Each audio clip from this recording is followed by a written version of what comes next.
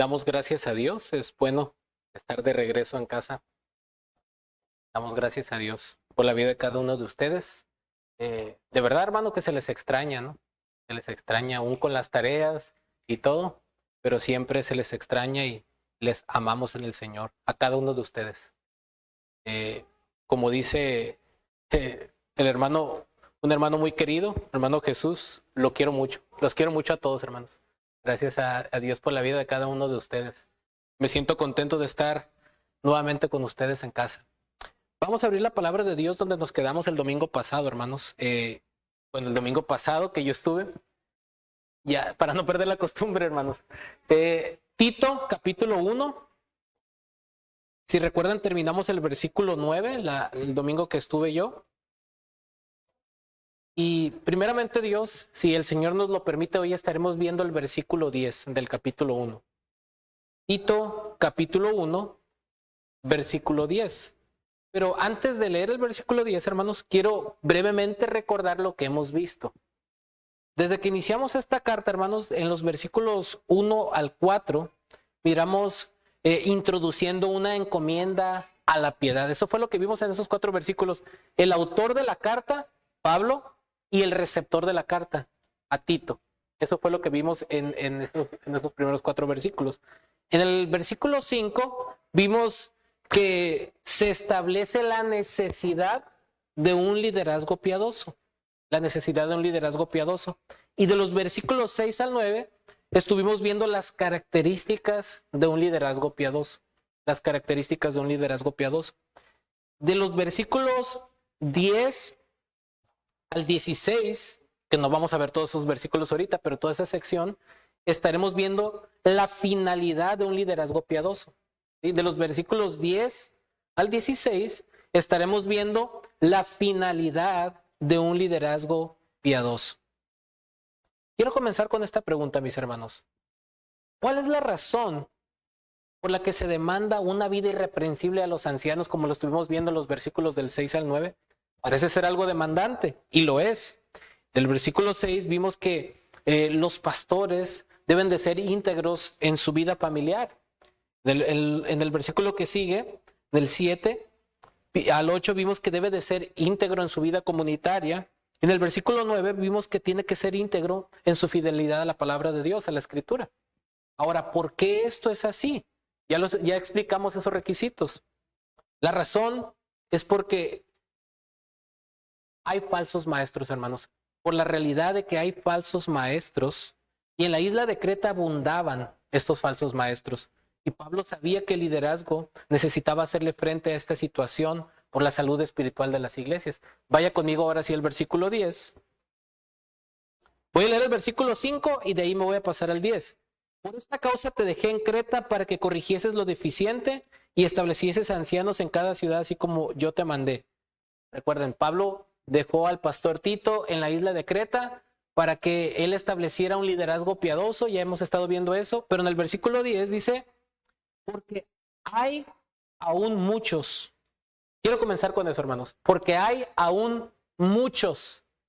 Y note, hermanos, que es importante esta palabra, el porque nos está explicando lo que dijo anteriormente en los versículos. De los versículos 6 al 9, vimos cuáles son las características de un liderazgo piadoso. Ahora nos está diciendo por qué es tan importante, tan necesario, tan apremiante que los pastores, aquellos que dirigen al cuerpo de Cristo, cumplan con estas cualidades puestas por Dios, hermanos. Una de las razones es porque, tristemente, hay falsos maestros. Los ha habido y los habrá hasta que el Señor regrese, ¿no? Es una realidad, hermanos. Ojo, tal vez no pensamos mucho en esto, pero hay falsos maestros. Y eso es lo que el texto nos está diciendo. En el versículo 10 está conectado por esta palabra, porque, por esta conjunción explicativa, porque aún hay muchos. Por lo tanto, mis hermanos, en este texto veremos cómo son los falsos maestros, qué debe hacer el liderazgo con ellos y el porqué de esa acción a fin de tener una iglesia saludable. Aunque aclaro, como solamente veremos el versículo 10, tan solo alcanzaremos a ver las características, cómo son los falsos maestros, para que podamos identificarlos. Pero del versículo 10 y 11 veremos en este texto, Cristo nos muestra cómo son los falsos maestros, qué debe hacer el liderazgo con ellos y el porqué de esa acción a fin de tener una iglesia saludable. Es lo que estaremos viendo. Recuerden que estamos viendo la finalidad de un liderazgo piadoso. Y por finalidad, hermanos, me refiero a la razón, a la causa del por qué lo dicho anteriormente es tan apremiante. ¿Sí? La finalidad de un liderazgo piadoso. Puesto que la labor de los pastores, de los ancianos, consiste también, parte de su labor es proteger a la iglesia de los falsos maestros, hermanos. Este texto nos muestra en el versículo 10 cómo son los falsos maestros. ¿Cómo son los falsos maestros? Veremos la primera parte. En primer lugar, hermanos, vemos que el texto nos dice, porque aún hay muchos. Y esta frase, hermanos, es importante, porque une a lo que el texto nos dijo en los versículos anteriores. Noten que es de preocuparse que el texto no nos dice, porque hay falsos maestros, porque hay quienes son así. El texto no simplemente está diciendo, esto es necesario porque hay falsos maestros. No, aquí hay un adjetivo, hermanos, preocupante. Hay una descripción. Ponga atención a esta palabra, hermanos. Toda la escritura es inspirada por Dios y el Espíritu Santo seleccionó cada palabra de la Biblia con un propósito. Así que es importante que prestemos atención a la gramática, hermanos. Dice, porque aún hay muchos. Ese adjetivo, hermanos, muchos, ¿qué significa? Muchos, no necesitas saber griego para entender esto. No son poquitos, hermanos. Wow, es preocupante. Dios nos está diciendo en la Biblia que hay muchos falsos maestros. Y esto es alarmante porque el hecho de que existan falsos maestros debe de ser una preocupación. Pero el hecho de que hay muchos es todavía más preocupante y peligroso para este hombre de Dios que había establecido estas iglesias y que estaba encomendando a este pastor, a este siervo de Dios, Tito, para edificar la obra en ese lugar y establecer un liderazgo piadoso. Entonces, hermanos, una de las preocupaciones más grandes de los siervos de Dios, de los verdaderos pastores, de aquellos de los verdaderos misioneros, de aquellos que aman realmente la iglesia y al Señor, es la realidad de que hay falsos maestros. Y no solo que hay falsos maestros, sino que hay muchos. Y eso es preocupante. Lo fue para el apóstol Pablo, lo fue para Tito y lo debe de ser para nosotros también, para que estemos alerta. Entonces, mis hermanos, en primer lugar vemos que hay aún muchos. ¿Cuál es el versículo que inmediatamente se conecta con esto? Vimos el versículo 9, retenedor de la palabra fiel tal como han sido enseñada, para que también pueda exhortar con sana enseñanza y convencer a los que contradicen.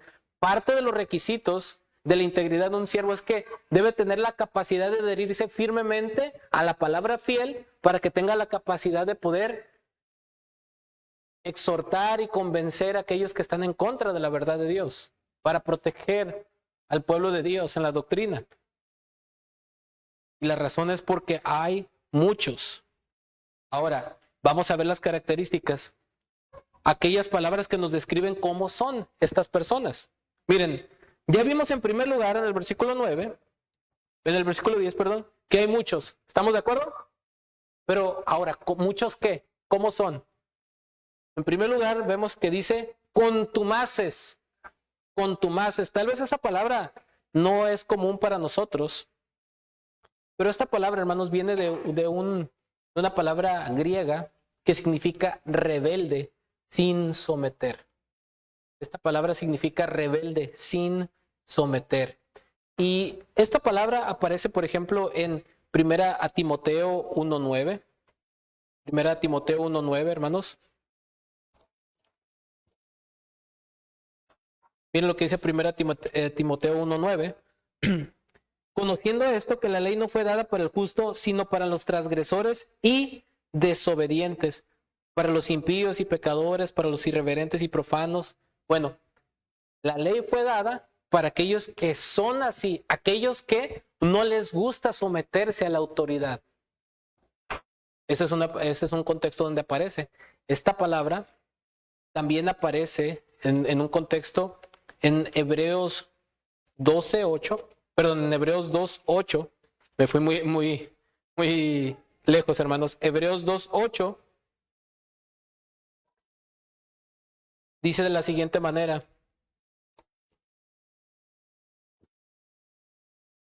todo lo sujetaste bajo sus pies, porque en cuanto le sujetó todas las cosas, nada dejó que no sea sujeto a él, pero todavía no vemos que todas las cosas le sean sujetas. La idea aquí es que Dios puso todo bajo la autoridad de Cristo, ¿no? Lo que estoy queriendo hacer con esos versículos es llevarnos un entendimiento de qué significa esta palabra, ¿no? Aquí en Hebreos 2:8 vemos que Dios puso toda la autoridad sobre Cristo, ¿no? Entonces lo que nos está queriendo decir este texto es que aquellos que tienen esta característica de ser contumaces, rebeldes o sin someter, se puede traducir literalmente, son aquellos que no se sujetan en primer lugar a la autoridad de Cristo y por lo tanto no se sujetan a la autoridad de la palabra de Dios ni a la autoridad de la iglesia local. ¿Sí? Una de las características de estos falsos maestros es que no les gusta someterse ni rendir cuentas a nadie. Se creen Rambos, como decía nuestro hermano, ¿no? Llaneros solitarios, que lo pueden todos solos. No les gusta rendir cuentas, no quieren rendir cuentas y creen que no necesitan de nadie, porque obviamente están en rebeldía. Hermanos, mucho ojo. Prende sus antenitas de vinil.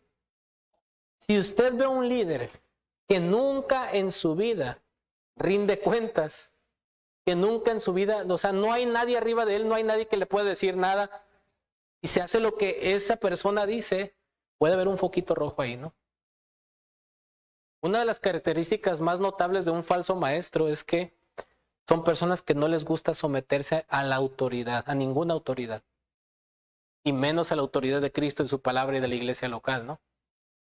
Recuerdan que en 3 Juan un hombre llamado Diótrefes corría a algunos hermanos, se adueñó de la iglesia, secuestró la iglesia y él decidía quién entraba y quién salía. Él era la autoridad y no quería otra autoridad y por eso aborrecía al apóstol Juan, perdón. Hermanos, una de las características por la cual podemos identificar a estas personas es que son contumaces, es decir, rebeldes, sin sometimiento, no tienen respeto por ninguna autoridad y no se someten a nadie. Ojo, porque muchos de nosotros pudiéramos llegar a manifestar algunas de estas características, ¿no? Tal vez no somos maestros, pero pudiéramos llegar a ser falsos, falsos creyentes. Hermanos, todos luchamos, a todos nos cuesta trabajo combatir la carne, mortificar la carne. Y yo los entiendo, hermanos, miren, los entiendo perfectamente. Someterse a seres humanos pecadores como nosotros, llenos de debilidad como ustedes, yo sé que no es fácil, ¿no?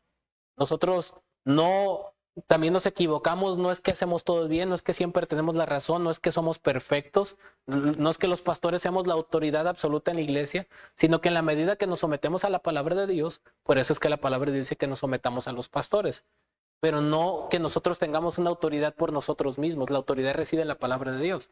Y yo sé que a veces nosotros también manifestamos nuestra debilidad, nuestra humanidad y, bueno, ¿cómo me voy a someter a un pecador, un hombre igual que yo, no? O en el hogar, las esposas dicen, ¿cómo me voy a someter a un esposo pecador, no? Pero es un orden divino, o sea, la mujer no se va a someter al esposo porque su esposo sea perfecto, sino porque es un orden divino. Nosotros nos sometemos a las autoridades civiles, según Romanos 13, no porque las autoridades civiles sean perfectas, nuestro gobierno no es perfecto, pero hay un gobierno que fue instituido por Dios y tenemos que someternos a la autoridad. En la iglesia de igual manera, Dios ha establecido un gobierno a través de los ancianos, de los pastores, y en todos los órdenes de la sociedad hay una autoridad delegada. En el hogar los hijos se tienen que someter a los padres, y así, hermanos.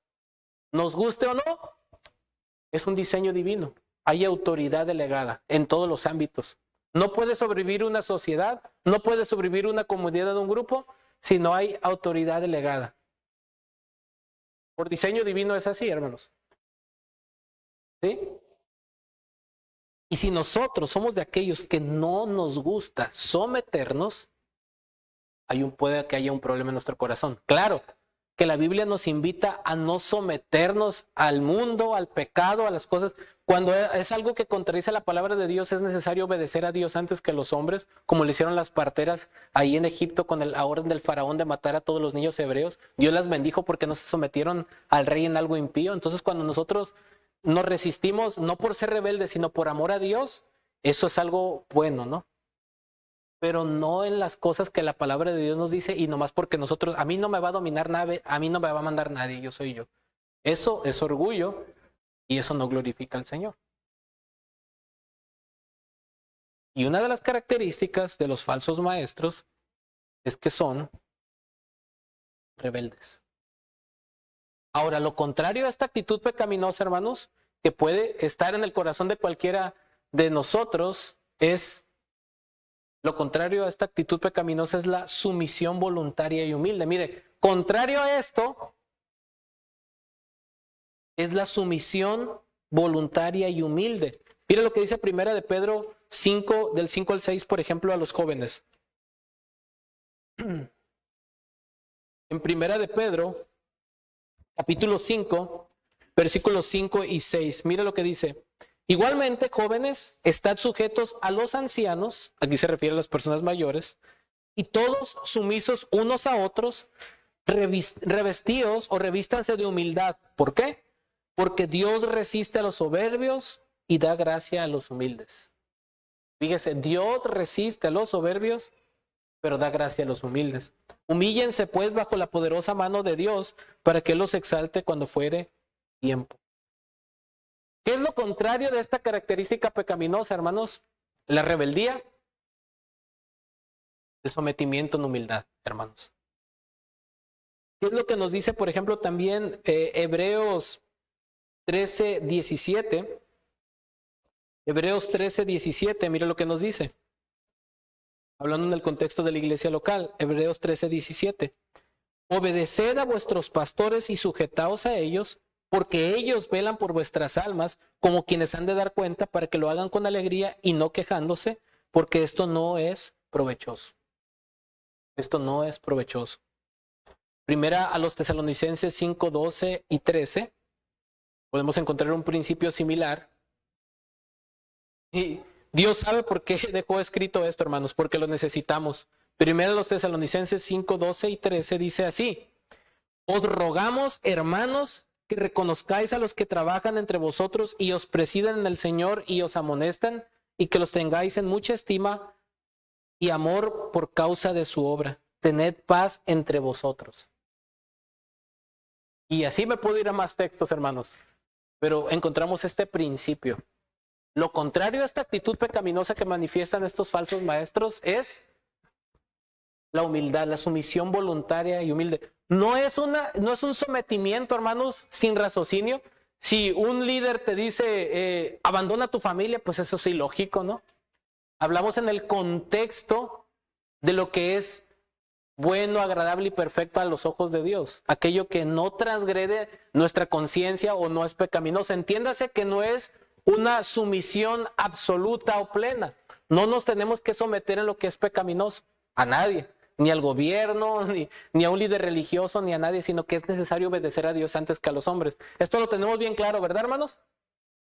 Estamos hablando en el contexto de aquello que no transgrede los principios bíblicos y que no va en contra de nuestra conciencia. ¿Sí, hermanos? Para no irnos al otro extremo, porque aquí no estamos hablando de ser esclavos de alguien. No, ese no es el principio. El someternos humildemente y voluntariamente a la autoridad no significa que tengamos que ser esclavos. Significa que queremos honrar a Cristo. Amén. Ese es el principio. Lo contrario a la actitud pecaminosa de la rebeldía es la sumisión voluntaria y humilde, porque recordemos lo que vimos ahí en 1 Pedro 5, que Dios rechaza a los soberbios, pero engrandece a los humildes, hermanos. Una de las cosas que caracteriza a los falsos maestros es que son contumaces, rebeldes, sin sometimiento. No quieren rendir cuentas, no aceptan consejo, no escuchan una corrección, no escuchan una reprensión, no escuchan a nadie más que a sí mismos. Y esto es muy peligroso para una iglesia, para la salud de una iglesia, hermanos. ¿Sí? Por eso, Pablo dice que establecieras ancianos en plural en cada iglesia, pero no nomás que haya muchos hombres líderes, sino que cumplan con estas cualidades para que las iglesias estén bien cuidadas y protegidas. O sea, necesitamos una pluralidad de hombres, pero no solamente que dirijan la iglesia, sino de hombres piadosos que puedan guiar a la iglesia. Es una responsabilidad de todos estar orando por esto, hermanos. No es fácil, no es sencillo. Entonces, hemos visto una característica, ¿no? Ya vimos qué significa contumaces. Hay otra característica, dice el texto del versículo 10. Porque hay aún muchos contumaces y luego hay una coma ahí. Habladores de vanidades. Otra característica, habladores de vanidades. Esta otra palabra viene de una palabra griega que significa el que habla sin sentido o charlatán. Así significa. Significa el que habla sin sentido o charlatán. A estos falsos maestros, hermanos, les encantaba discutir asuntos de la ley, pero distorsionando la palabra de Dios. ¿Cuál es el contexto aquí de estos falsos maestros? Lo vamos a ver un poquito aquí más adelante, pero eran judaizantes. Eran personas que vivían en la isla de Creta que querían hacer que los cristianos se sometieran a ceremoniales religiosos de la ley judaica, la circuncisión, entre otras cosas, para ser salvos. O sea, tú necesitas a Cristo, pero necesitas esto y esto y esto y esto para ser salvo, si no, no puedes ser salvo. Y lo hacían también para sacar un provecho de eso. Querían esclavizar la conciencia de los creyentes, ¿no? Y esta isla estaba infestada de estos falsos maestros, ¿no? De judaizantes. De hecho, hoy en día tenemos algunos de estos problemas, ¿no? Algunas iglesias que tristemente quieren adquirir costumbres judías, ponerse aquí una cosita en la cabeza, decir palabras en hebreo, usar un shofar, un candelabro. Y hermanos, nosotros somos la iglesia, ¿no? Y aun si un judío se convierte a Cristo, es parte de la iglesia. Ahora, yo no estoy en contra de que un judío conserve su cultura judía. Está bien, así como un mexicano puede conservar su cultura mexicana, pero no por hacernos cristianos vamos a obligar a alguien a ser mexicano como nosotros, ¿cierto? No tiene nada que ver con la salvación, hermanos. Nosotros somos salvos solo por la fe en Cristo, ¿no? No por las obras de la ley. Y tristemente había falsos maestros que estaban enseñando que para ser salvos tenían que, los hombres, ahorita vamos a ver en qué consistía la circuncisión, guardar asuntos de la ley. Y esto es algo con lo que la iglesia del primer siglo luchó. Ahí en Hechos 15 vemos el concilio de Jerusalén que se luchó con esto, ¿no? Pero una cosa es que hubiera, hermanos, judíos que se habían convertido a Cristo y que sinceramente amaban al Señor y estaban luchando para entender que tenían que desprenderse de las costumbres, pero no querían sacar provecho de las personas. Pero estos falsos maestros de la isla de Creta, ni judíos originales eran personas aprovechadas que fingían tener esas creencias para sacar un provecho todavía de la gente. O sea, iban más allá de eso, ¿no? No era una simple falta de entendimiento por una cultura. Eran personas que evidentemente estaban usando lo que estaban usando para sacar un provecho de la gente y desviarlos de la verdad. Eran gente mala. Hermanos, a los falsos maestros no les importa la verdad. Quiero que usted y yo entendamos esto. A los falsos maestros no les importa la verdad. Lo que a ellos les importa es hacer creíble su mentira para tener cautiva a la gente y sigan sacando un provecho de ellos. Es la realidad, hermanos. A los falsos maestros no les importa la verdad ni nuestras almas. Lo que les importa es sacar provecho de la gente. Esa es la realidad. Suena duro, pero es la realidad, hermanos. Por eso Pablo habla duro. Miren, si se le hace duro lo que yo estoy hablando, cuando lleguemos más adelante, cuando dice, uno de ellos, su propio profeta, dijo, los cretenses siempre mentirosos, malas bestias, glotones, ociosos. Miren lo que Pablo está diciendo, ¿no? Y estoy citando la Biblia, ¿eh? Porque para él era muy triste que falsos maestros desviaran a los creyentes de la libertad, de la plenitud, de los privilegios, del gozo de conocer a Cristo, distorsionando con mentiras. Y Pablo, hermanos, era un judío, un verdadero judío. Conocía la ley, amaba a Dios, conocía la Escritura y a él qué le podían decir, ¿no? Y él decía, todo lo que mis credenciales como fariseo y todo eso lo tengo por basura por ganar a Cristo. No, él sabía que solo por la fe en Cristo podía ser justificado. No por el judaísmo, sino por la fe en Cristo, hermanos. Él sabía eso. Tristemente, hermanos, es una realidad de que hay falsos. Pero lo más triste es que muchos lo siguen con conciencias seducidas y engañadas. Porque estas personas son muy hábiles para hacer esto, hermanos. Miren, cuando habla aquí habladores de vanidades, cuando dice aquí el significado charlatán, significa prácticamente un estafador de la fe. ¿Sí? Alguien que puede marearte con sus palabras, que puede ser muy elocuente, que puede hablar muy bonito y que te puede citar uno que otro texto y te puede decir, no, mira, sí que dice, y tú te la puedes creer. O sea, cuando aquí el que habla sin sentido no significa que nos aburre o que no nos interesa. Sin sentido en el sentido de que no tiene sustancia lo que está diciendo, pero no que no te pueda envolver. Son personas, hermanos, no sé si alguna vez a ustedes les pasó que los estafaran, no sé, los que ponían los plásticos alrededor de los carros, 10 pesos, y hubo quienes bien contentos dijeron, bueno, pónmelos, ¿cuánto? 120, ¿pero qué no dijiste 10 pesos? Sí, pero cada uno, y no te decían, ¿no? Te sientes estafado, ¿no? Cuando te hablan de una compañía, cámbiate a la mía y por 50 pesos al mes vas a tener todos los privilegios y te cambias bien contento, ¿no? Y el siguiente mes te llegan 300. ¿Qué no eran 50? Sí, pero el primer mes, oye, pero no me dijiste.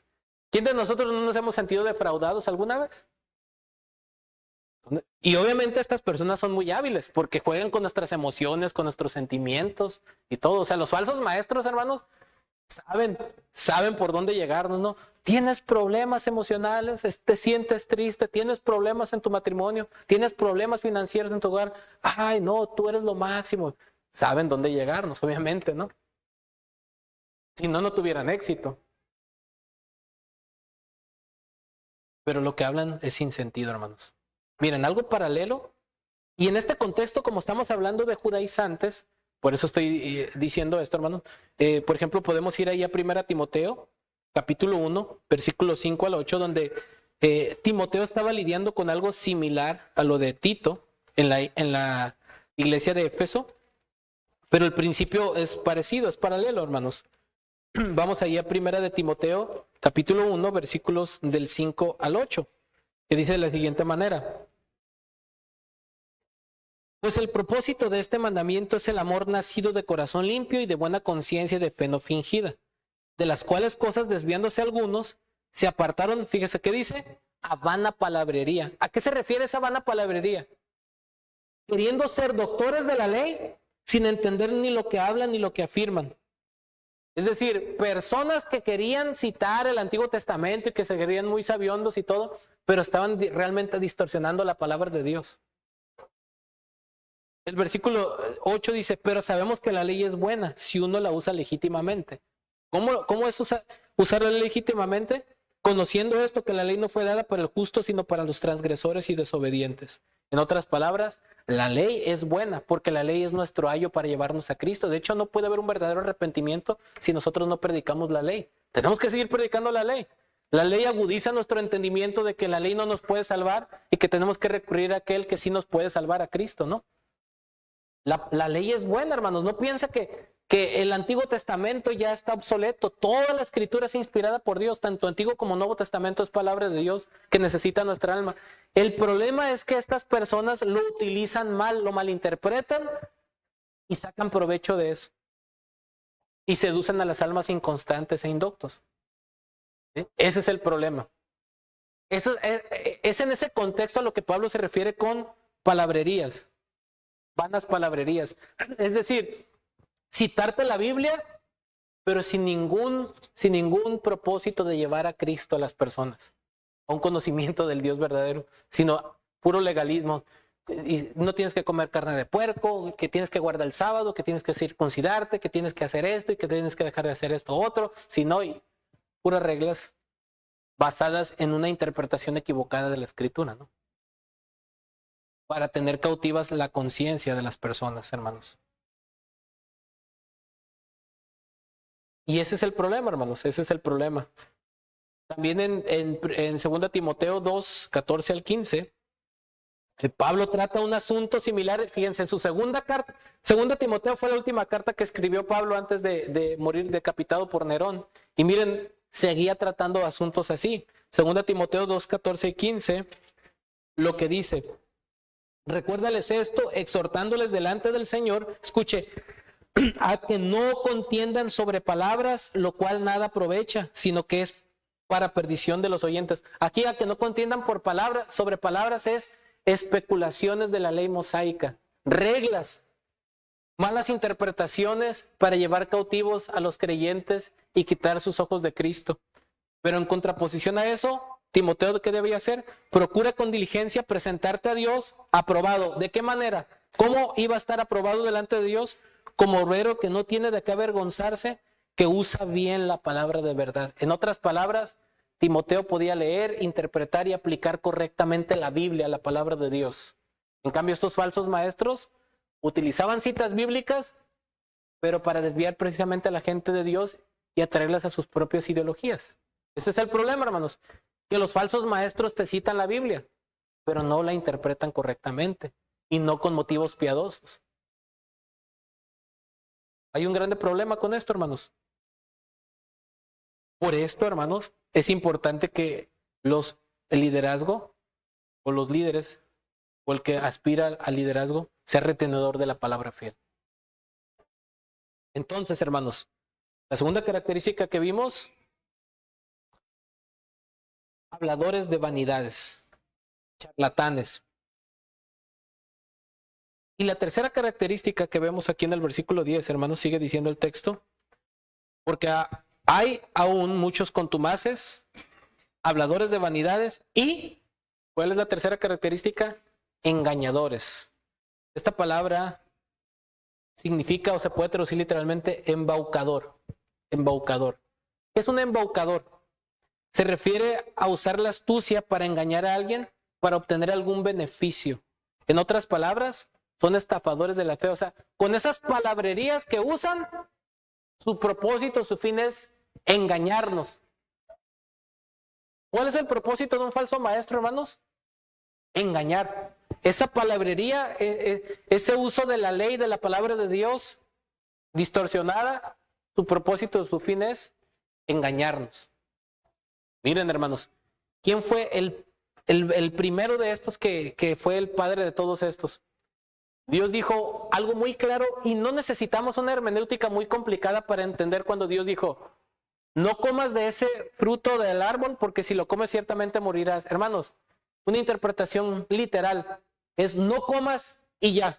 No era algo alegórico, no era algo místico, no era algo espiritualizado. Literalmente, no comas de ese fruto y ya. Era un fruto literal. Pero ¿qué dijo Satanás a través de la serpiente? Con que Dios dijo. Con que Dios dijo. No es cierto, no morirás. Con que en tu iglesia dicen eso, que la salvación es solo por gracia y por la fe. No, tú necesitas obras. Con que te han dicho que la Biblia dice eso, pero tú no sabes, mira, a mí Dios me reveló en un sueño, o estas palabras. Hay muchos de esos falsos maestros, hermanos, que incluso saben un poquito de hebreo y un poquito de griego, y por eso son peligrosos, porque saben poquito, y lo usan solamente para distorsionar la Biblia, ¿no? De hecho, una persona que sabe un poquito de idiomas bíblicos es muy peligrosa, porque no le va a dar el sentido en su contexto, ¿no?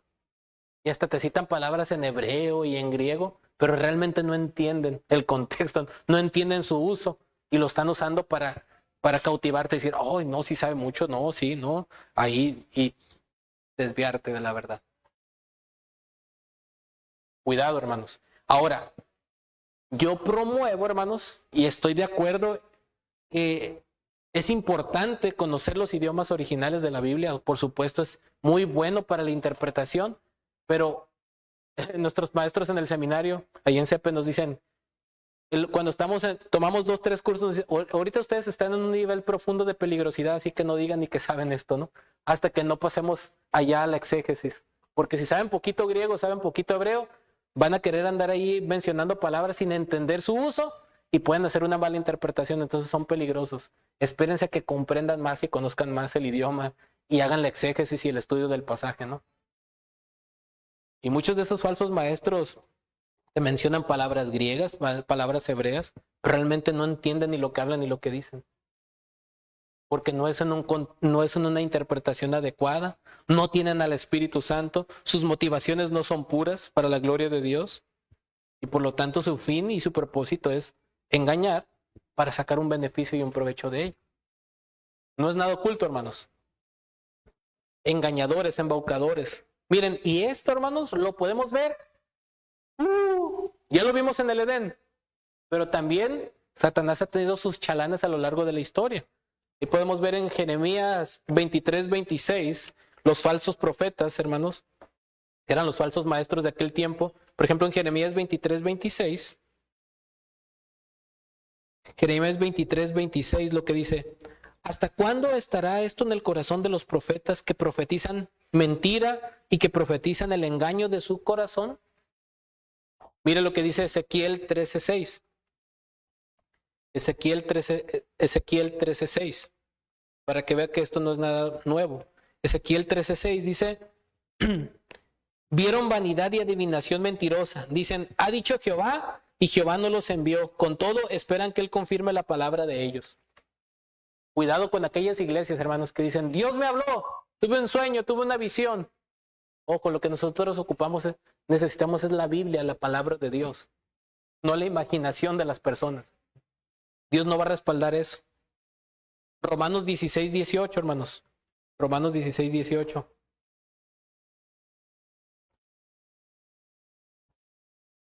Porque tales personas no sirven a nuestro Señor Jesucristo, sino a sus propios vientres, y con suaves palabras y lisonjas engañan los corazones ¿de quién? De los ingenuos. De los ingenuos, hermanos. Mira lo que dice primera a Timoteo 4:2. Primera a Timoteo 4:2. Por la hipocresía de mentirosos que, teniendo cauterizada la conciencia. O sea, estos falsos maestros, ¿qué dice? Son la hipocresía de mentirosos que tienen la conciencia cauterizada. No tienen temor de Dios, o sea, no les da miedo distorsionar la palabra de Dios, no tienen ningún temor de Dios, porque vamos a dar cuentas ante Dios de todo lo que digamos. Estamos delante de Dios, del Cordero. Él está examinando nuestro corazón, nuestras palabras. Y si estamos diciendo algo que Él no dijo, Dios nos va a juzgar severamente. Y a mí me aterra eso, hermanos, la verdad. Me aterra porque sé que soy pecador y puedo llegar a no entender su palabra como debe de ser. Ahora, no la voy a distorsionar de adrede para sacar un provecho. Si yo llego a errar en alguna interpretación, de equivocarme, no va a ser porque voluntariamente quiero enseñar el error, sino porque reconozco que soy pecador y soy limitado, pero por eso oramos, por eso estudiamos. Pero estos falsos maestros no se equivocan por error. Ellos deliberadamente tuercen y quieren engañar y no tienen ningún temor de la verdad, y no les interesa la verdad. Ese es el problema. Son embaucadores, son astutos. Usan la astucia para engañar a alguien para poder obtener algún beneficio. ¿Y sabe qué es lo característico de estos hombres, hermanos? Miren un patrón persistente de estas personas. Siempre le llegan al orgullo a las personas, aumentando la autoestima. Es que tú vales mucho, tú no mereces que tu esposo te trate así. Tú no mereces una mujer así. En tu iglesia no te están valorando. Tu pastor no te ha visitado. No, tú vales mucho. No, tú no te debes de dejar. ¿Se fijan? Siempre quieren llegar al orgullo. No, es que mira, si tú haces esto, Dios te va a bendecir muy bien, vas a ver. Mira, tú no estás prosperando porque estás en una iglesia donde apagan al espíritu. Pero mire, si tú te vienes conmigo, yo te voy a enseñar los secretos, las profundidades de Satanás para que te vaya bien. Y seducen con palabras lisonjeras, hermanos.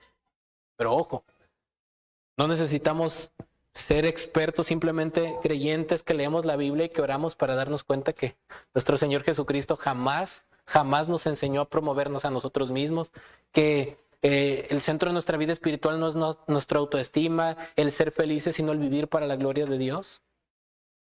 Pero los falsos maestros pueden seducir y engañar a aquellos que no están firmes en la palabra de Dios. Ahora, hay muchos que son así. Muchos que contumaces, habladores de vanidades y engañadores.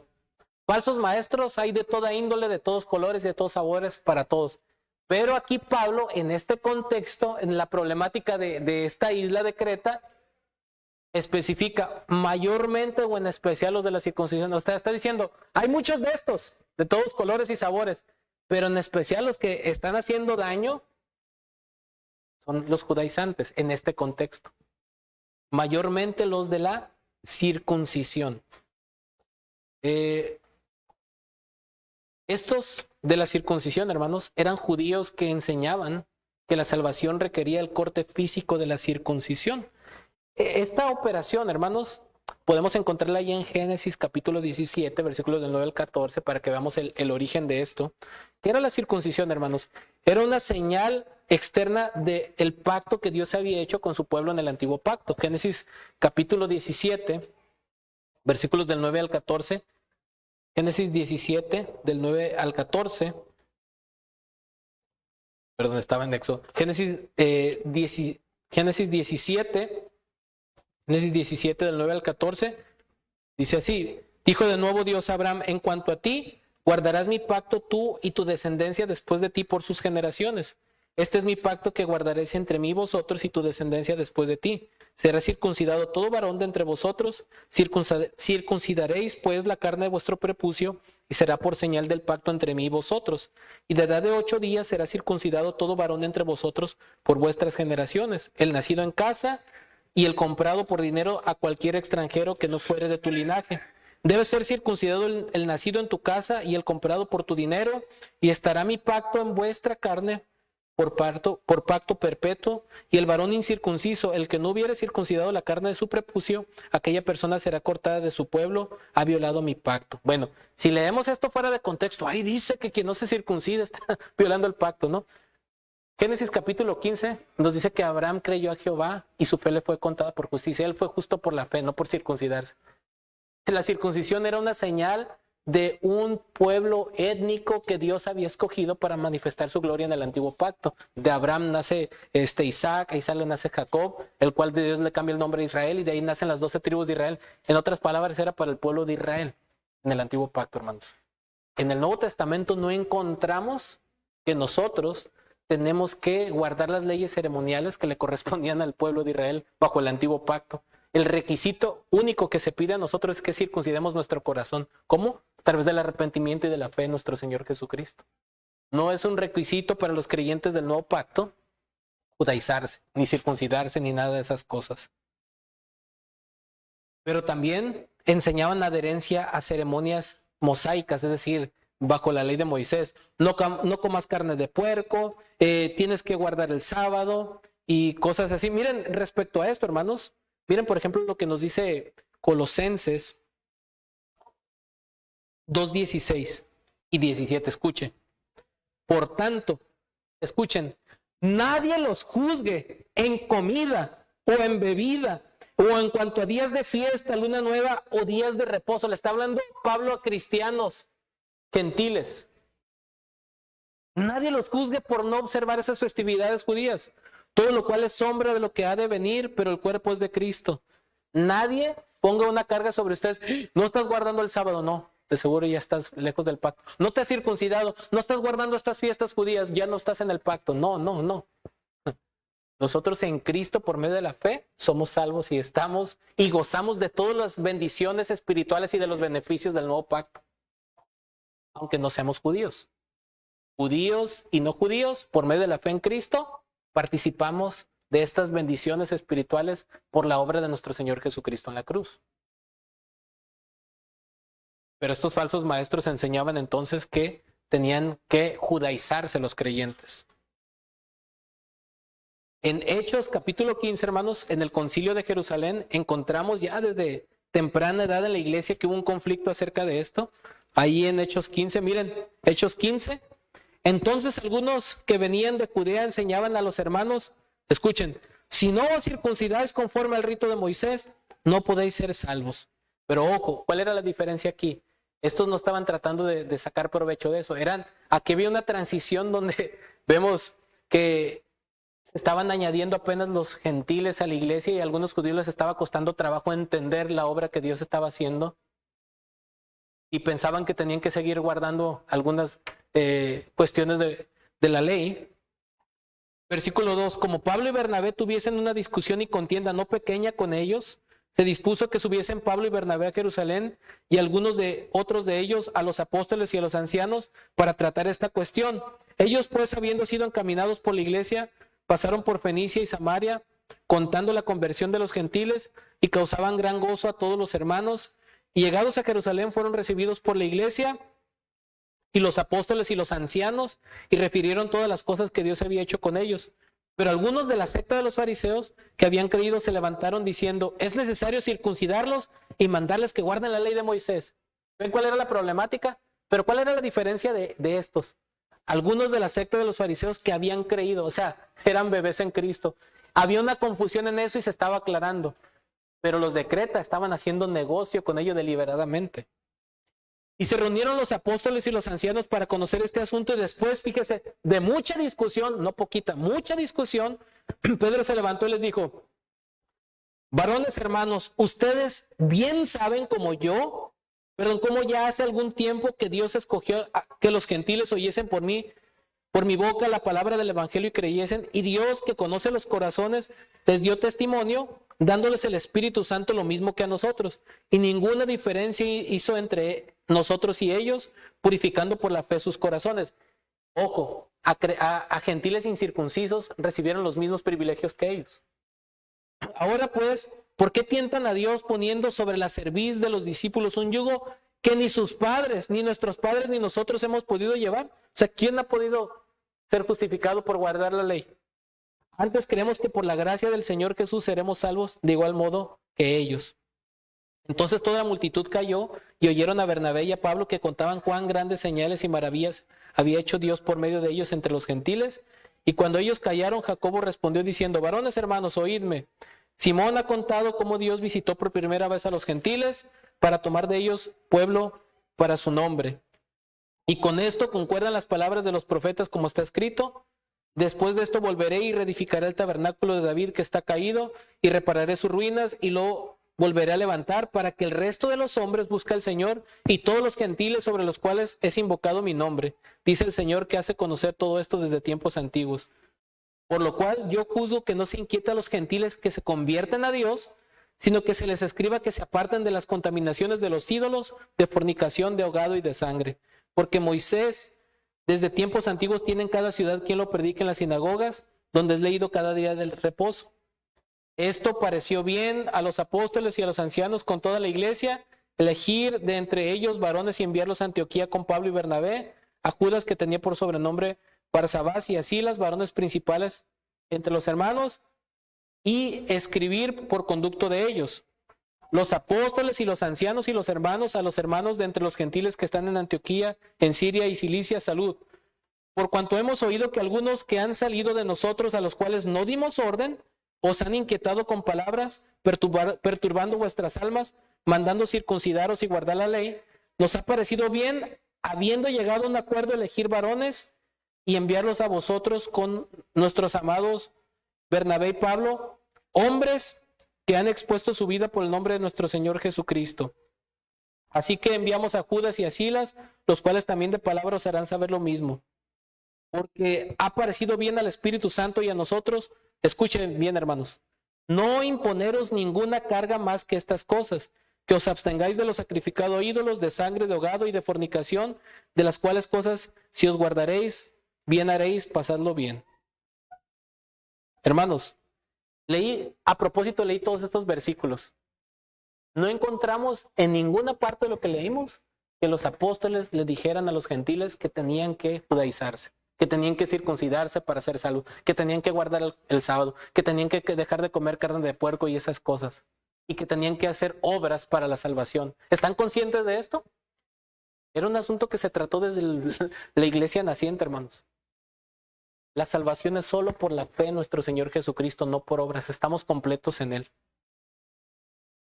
Entonces estos judíos enseñaban que la salvación requería de esto. Pero escuchen, hermanos, eran maestros legalistas, A la gente, fíjese, ¿y sabe por qué tienen éxito? Porque a la gente le gusta y siente que necesita de reglas religiosas rígidas para sentirse bien consigo mismo, en lugar de ir vacíos a la cruz para depender de Cristo. Esa es una realidad. Por sentir que ganamos el favor de Dios, por cumplir reglas, eso nos insta al orgullo. Pero recurrir a la gracia nos humilla. La gente se siente más a gusto que le digan, mira, tú por usar falda, tú por guardar el sábado, no por no comer carne de puerco, por circuncidarte, por esto y por aquello, ya eres más santo y eres mejor que los demás y eres salvo. A la carne le gusta eso porque de alguna manera hay un mérito en nosotros y yo cumplí, yo lo logré, por mí. Pero la realidad es que nada de eso nos salva, hermanos. Es por la gracia. Solo por la gracia, solo por la fe en Cristo. Ahora, cuidado, porque hay dos extremos. Por un lado tenemos maestros legalistas, ya lo vimos en Hechos 15, pero por el otro lado también hay tristemente maestros antinominianos, es decir, que enseñan el libertinaje. Entonces, como solo es por fe, por la gracia, tú dale que de todos modos eres salvo. Bueno, ese es otro extremo que también Pablo combatió ahí en en Romanos capítulo 6. Mira lo que dice Romanos capítulo 6. Versículos 1 y 2. ¿Qué pues diremos? ¿Perseveraremos en el pecado para que la gracia abunde? En ninguna manera, porque los que hemos muerto al pecado, ¿cómo viviremos aún en él? En otras palabras, hay dos extremos que evitar: el legalismo y el antinomianismo. Por un lado, el libertinaje, de creer de que porque ya soy salvo y la gracia de Dios ya me salvó, puedo vivir como sea y no me afecta. Eso es un error. Y por el otro lado es, tengo que guardar cosas, tengo que guardar reglas, tengo que hacer esto, tengo que dejar de hacer aquello, y que pensar que nuestra salvación depende, o el favor divino depende de lo que hagamos o dejemos de hacer. Esos dos son errores garrafales, hermanos. Que los falsos maestros se aprovechan de eso. Porque lo que Pablo quiere enseñarle a Tito y a la iglesia aquí, capítulo 2, versículo 11 en adelante, que es el corazón de la carta, el equilibrio perfecto que produce la gracia salvadora. Porque la gracia de Dios se ha manifestado para salvación a todos los hombres, enseñándonos que renunciando a la impiedad y a los deseos mundanos, vivamos en este siglo sobria, justa y piadosamente, aguardando la esperanza bienaventurada y la manifestación gloriosa de nuestro gran Dios y Salvador Jesucristo, quien se dio a sí mismo por nosotros para redimirnos de toda iniquidad y purificar para sí un pueblo propio celoso de buenas obras. ¿Qué creen, hermanos? No necesitamos caer en el legalismo para vivir en pureza y santidad. La gracia salvadora, la gracia pura, la palabra de Dios, el conocimiento de nuestro verdadero Señor Jesucristo produce vidas piadosas. La gracia nos capacita para vivir en verdadera pureza y santidad. El legalismo solamente te va a hacer soberbio creyendo que por cumplir reglas religiosas eres mejor que los demás. El antinomianismo, el libertinaje te va a hacer, no, pues tú nomás ve a la iglesia y ya hiciste una oración y ya crees en Jesús y puedes vivir como sea, no pasa nada. Son dos extremos equivocados. La gracia de Dios se ha manifestado para salvación, enseñándonos que por amor, porque hemos sido perdonados, hemos sido salvados por un Dios 3 veces santo, y nosotros somos tan pecadores que merecemos el infierno, y Él nos ha amado tanto. Por amor queremos vivir en santidad para ese Dios glorioso que nos salvó. Y es a donde nos va a llevar la gracia. A vivir una vida diferente, transformada, que manifiesta a Cristo y que puede dar evidencia de la gracia de Dios, que Dios obra y transforma nuestros corazones y nuestras vidas para su gloria solo a través del Evangelio. No necesitamos caer en el legalismo ni en el libertinaje para vivir de acuerdo a la palabra de Dios, si nos revestimos de la gracia de Dios, si nos sumergimos en conocer a ese Dios lleno de gracia y de gloria, que vino y envió a su Hijo a morir por nosotros en la cruz. Vaya a los pies de la cruz para que usted se pueda revestir de esta gracia. No se puede vivir esto sino solo a través de el Evangelio, de lo que Cristo hizo por nosotros. Fuera de esta obra, nadie podemos vivir de esta manera. El verdadero Evangelio produce esta obra de gracia, hermanos. Una vida piadosa. Los líderes tenemos la responsabilidad de cuidar a la iglesia de estos falsos maestros que tienen estas características. Pero también usted es responsable de orar y de velar por la iglesia, y que de cuidar nuestros corazones, que no seamos seducidos por estos falsos maestros y falsas doctrinas. Que el Señor nos ayude a vivir para su gloria. Oremos. Señor amado, te damos gracias por tu palabra, porque nos advierte, nos exhorta, nos reprende, pero también nos anima y nos das la seguridad de que solo por tu gracia podemos ser transformados a través de lo que nuestro Señor Jesucristo hizo en la cruz. Su obra es suficiente para nosotros, solo por la fe en Él, solo por la gracia tuya, Señor, solo por esa obra preciosa en la cruz, nosotros hemos sido salvos, somos preservados por ti y solo por esa gracia, Señor, podemos vivir vidas piadosas. Revístenos de esa gracia que no solo que nos ha salvado, sino que nos transforma para vivir vidas piadosas y que manifiesten tu gloria en este mundo de tinieblas y podamos así tener una iglesia saludable y por lo tanto un evangelismo eficaz a aquellos que nos rodean. Bendice a tu pueblo, Señor, y cuídanos y libra nuestros corazones de todas estas características pecaminosas que distingan a los falsos maestros y cuídanos y ayúdanos a proteger la iglesia por amor a ti. Gracias por todo. En el nombre de nuestro Señor Jesucristo. Amén.